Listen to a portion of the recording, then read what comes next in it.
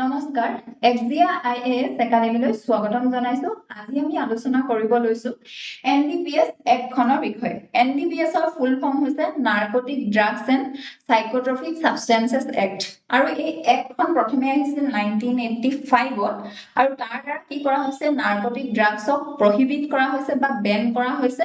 তাৰ consumption cultivation buying selling storage transportation এনেকুৱা ধৰণৰ সকলো এক্টিভিটি বিলাক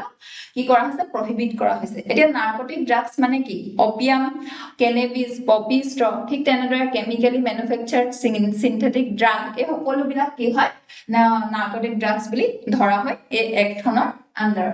এতিয়া এনডিপিএছ এক্টৰ আন্ডাৰত এটা সেকশন আছে Section 36 যাৰ দ্বাৰা এখন ষ্টেটক এম্পাৱাৰ কৰা হয় সেশন কোৰ্টছক ডিক্লেয়াৰ কৰিবৰ কাৰণে স্পেশাল কোৰ্ট হিচাপে কিহৰ কাৰণে এনডিপিএছৰ অফেন্সৰ কাৰণে কিন্তু এনেকুৱা ধৰণৰ পদক্ষেপ লোৱাৰ পিছতো আমি দেখিছো যে বহুতো বেছি কি হৈ আছে পেন্ডেন্সি দেখিছো যেহেতু এৰেষ্ট কৰাৰ ফলত কি হয় বহুত বছৰ ধৰি এজন একিউজড জেলতে সময় কটাব লগা হয় এতিয়া অসমৰ অকল যদি আমি অসমৰ ফালৰ পৰা চাওঁ তেন্তে 2025 চনৰ অক্টোবৰ মাহলৈকে অসমত কিমান আছে পেন্ডিং কেसेस approximately 11000 অসমত এতিয়া কিয় আছে তাৰ মেইন ৰুট কজটো হৈছে আমাৰ জিওগ্ৰাফিটো অসমে কি যেহেতু বাউন্ডাৰী শেয়াৰ কৰে ইন্টাৰনেশনাল আৰু ঠিক লগতে আমাৰ নেশনাল বাউন্ডাৰী আমাৰ যি নৰ্থ ইষ্টৰ বাকি ষ্টেট আছে সেই ষ্টেট কেইখনৰ লগতো প্ৰায় বাউন্ডাৰী শেয়াৰ কৰে এতিয়া ইন্টাৰনেশনাল বাউন্ডাৰীটো কেনেকুৱা হয় porous border হয় বাংলাদেশৰ পৰা ঠিক তেনেদৰে আমি গোল্ডেন ট্ৰায়াঙ্গলৰ ওচৰত আছো মিয়ানমাৰৰ ওচৰত এনেকুৱা ধৰণৰ কান্ট্ৰিৰ পৰা খুব ড্ৰাগ ট্ৰাফিকিং হোৱা আমি ৰিপৰ্টছ পাই থাকো ঠিক তেনেদৰে অসমৰ কানেক্টিভিটি আছে গেটৱে হিচাপে কি হয় নৰ্থ ইষ্টৰ গেটৱে বুলিও কোৱা হয় কানেক্টিভিটি ৰেল হক ৰোড হক লগতে ওয়াটাৰ এই বস্তুবিলাকৰ কানেক্টিভিটি থকাৰ ফলত অসমলৈ হয়তো এনেকুৱা ড্ৰাগ সাবষ্টেন্স বেছিকৈ অহা দেখা যায় এতিয়া যদি কেছৰ পেন্ডেন্সি কথা কওঁ তেন্তে আমাৰ টপত কোনখন ডিস্ট্ৰিক্ট আছে কামৰূপ ডিস্ট্ৰিক্ট আছে ঠিক তাৰ পিছতে নগাঁও আছে মৰিগাঁও আৰু ইন্টাৰনেশনাল বৰ্ডাৰ শেয়াৰ কৰা আমাৰ যি ডিস্ট্ৰিক্ট ধুবুৰী ডিস্ট্ৰিক্ট তাৰ পিছতে আছে তিনচুকীয়া ডিস্ট্ৰিক্ট আৰু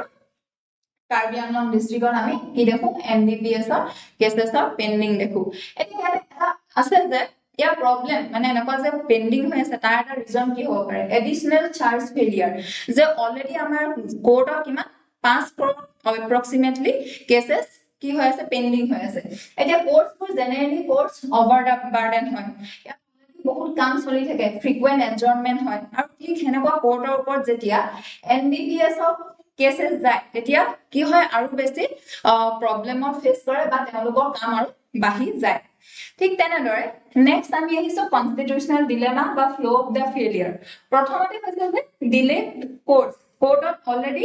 এনডিপিএছৰ যিটো মতে যে এস্টাবলিশ কৰিব লাগে সেশন কোৰ্টক কি হিচাপে স্পেশাল কোৰ্ট হিচাপে হে এস্টাবলিশ কৰাটো কেতিয়াবা বহুত সময় লাগি যায় তেওঁলোকে তাৰিখ দিওতে বহুত টাইম লগায় ঠিক তেনেদৰে প্ৰলং ইনকাৰচাৰেচন এজন যোন একিউজ হয় তেওঁ বহুত বছৰ ধৰি জেলতে সময় কটায় ফোৰ্স বেলটো কিয় দিব লগা হৈ যায় যেতিয়া ডিকেডস ধৰি এটা কেছৰ কাৰণে এজন লোকে উইদাউট ট্ৰায়াল জেলত কটাব লগা হয় তেতিয়া কোৰ্টেও কি হয় হেখন তেওঁ ৰাইট ভায়োলেশন নহবৰ কাৰণে তেওঁ বেল গ্ৰান্ট কৰিবলগীয়া হয় ঠিক তেনেদৰে ইৰোশন অফ ডিটাৰেন্স এতিয়া এই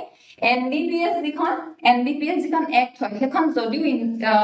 স্ট্ৰিনজেন্ট বা বহুত ষ্ট্ৰিক্ট এক্ট হয় তাৰ পিছতো কিন্তু এনেকুৱা ধৰণে ফোৰ্স বেল যদি দিয়া হয় বা বহুত বছৰ ধৰি এনেকে জেলতে থাকিব লগা হয় তেতিয়া কি হয় ট্ৰাফিকাৰছ সকলে অকনমান এনেকুৱা ধৰণৰ ষ্ট্ৰিক্ট পানিশমেন্ট থকাৰ পিছতো ভয় নকৰা হয়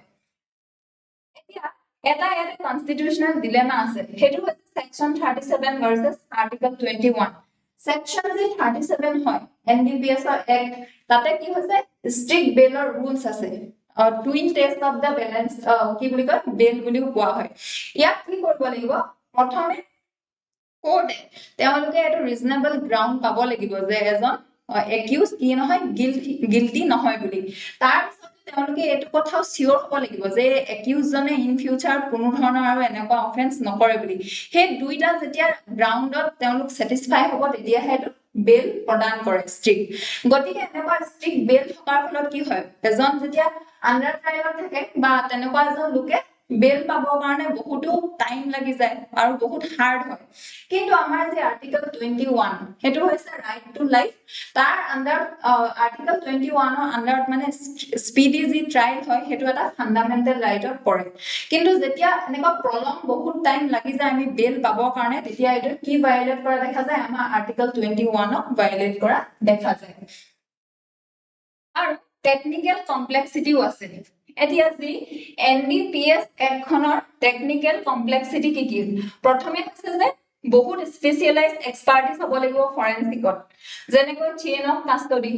অফ কাষ্টডি মানে হৈছে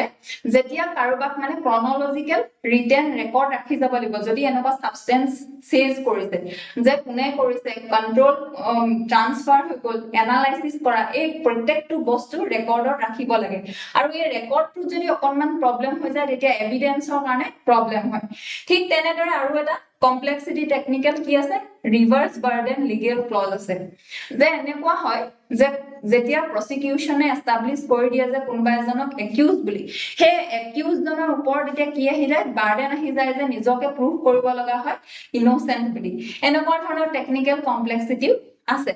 এতিয়া স্ট্ৰেটেজিক ওয়ে ফৰৱাৰ্ডটো যদি চাও ইয়াৰ মানে সলিউশনটো কি হ'ব পাৰে এস্টাবলিশ কৰিব লাগিব এক্সক্লুসিভ এনডিপিএছ কোড যোনবিলাক ডিস্ট্ৰিক্টত বহুত বেছি এনেকুৱা আন্ডাৰ ট্ৰায়াল আছে পেন্ডেন্সি হাই পেন্ডেন্সি হৈ আছে তেনেকুৱা আৰু বেছিকে আমি কি কৰিব লাগিব এস্টাবলিশ কৰিব লাগিব স্পেশাল কোড ঠিক তেনেদৰে ফৰেনসিক এন্ড ডিজিটাল ইন্টিগ্ৰেশন কৰিব লাগিব আমাক যে ফৰেনসিক ল্যাবস ফৰেনসিক ল্যাবস বিলাকক আমি কি কৰিব লাগিব ষ্টেটৰ আপগ্ৰেড কৰিব লাগিব আৰু সৰু সৰু যি জায়গা আছে সেই জায়গাটো এভেইলেবল কৰাব পাৰিব লাগিব ঠিক তেনেদৰে ইমপ্লিমেন্ট কৰিব লাগিব ইন্টাৰঅপাৰেবল ক্ৰিমিনাল জাস্টিস সিস্টেম এতিয়া এটো কি হয় এটা ন্যাশনাল ফ্ৰেমৱৰ্ক হয় যত নেকি কি পিলাৰ্স জাস্টিসৰ হে পিলাৰ্স কিটা ইন্টিগ্ৰেট কৰি লব লাগিব যেনেকৈ পুলিশ হৈ গল কোৰ্ট হৈ গল প্ৰিজন হৈ গল ঠিক তেনেদৰে প্ৰসিকিউশন এই সকলো বিলাকক ইন্টিগ্ৰেট কৰিব লাগিব লগতে ষ্টেট অফ ফৰেনসিক লেবক আপগ্ৰেড কৰিব লাগিব তেতিয়া স্পিডি ট্ৰায়াল হ'ব তাৰ পিছতে এতিয়া এডজুডিকেশন কেনেকুৱা হ'ব লাগিব বেলেন্স হ'ব লাগিব এতিয়া কোনোবাই কি কৰে ড্ৰাগছ লয় আৰু কোনোবাই কি কয় বেচে হে যিসকলে বেচে তেওঁলোক হৈছে অৰ্গেনাইজ ক্ৰাইম কৰে আৰু তেওঁলোকৰ প্ৰতি কেনেকুৱা হ'ব লাগিব বহুত বেছি ষ্ট্ৰিক্ট হ'ব লাগিব আৰু বহুত সোনকালে তেওঁলোকক কি কৰিব লাগিব যদি তেওঁলোকে যদি ভুল কৰে পানিশমেন্ট দিব পাৰিব লাগিব আৰু যিসকল ভালনাৰেবল এডিক্ট হয় যিসকলে অলৰেডি ড্ৰাগছৰ প্ৰতি এডিক্টেড হৈ গৈছে তেওঁলোকক কিন্তু সেম দৃষ্টিৰে চালে নহব তেওঁলোককো কি কৰিব লাগিব এথিকেল জাস্টিস দিব পাৰিব লাগিব আজি আমাৰ এই ভিডিঅটোত NDPS Act related ইমানেই আছিল এনেকুৱা ধৰণৰ ইনফৰমেটিভ ভিডিঅ' চাই থাকিবৰ কাৰণে আপোনালোকে আমাৰ চেনেলটো ফলো কৰিব শ্বেয়াৰ কৰিব সাবস্ক্ৰাইব কৰিব ধন্যবাদ